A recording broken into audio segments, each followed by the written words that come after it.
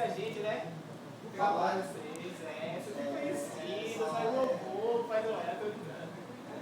É doido ainda, né, cara? Essa questão de você dar uma... Tá bom. E aí, muita gente tá tampando os olhos de gente. Cadê a pose que tu faz aí? Cadê a pose? Ah, sim. Corre no óculos aí, galera. Vamos fazer a pose aí, hein? Fazer uma pose maneira aí. Tira o óculos aí agora.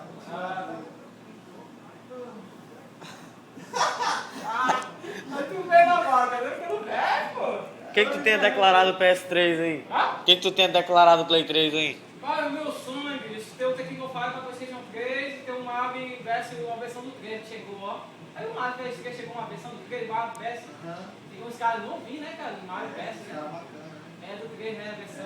Muito Olha, vocês têm revista dele, vocês? Cara, mas era o jogo todinho sem revista. É? Mas são muito Pô, chegou o 3 versus Kid Fashion. Na revista português também, sabe? Mas chegou lá agora 60, chegou também no português. Ele aí joga muito ele aí, ó. A versão do 3 versus Kid Fashion, o 3 Stitch, o 3, a versão... Eu te vendo CD de PS3 por R$20. É. Mentira! Cadê o dinheiro? Pai, eu duvido. Sabe Olha o óculos aí, para você não ver aí. você videogame, mas devia ser 30, pá, devia ser barato, né? Tira aí o óculos da cara aí. Isso. Aí.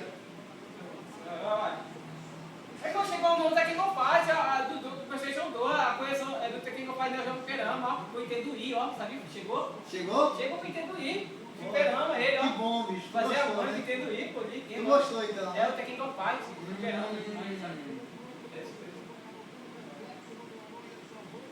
Se você não quer saber do PlayStation 3 hoje em dia, não quer saber, pô, só que carcaça, CD, né? Não é só isso. O PlayStation 3 é bom, né? Agora tem Xbox, né? É o CD, cara, não.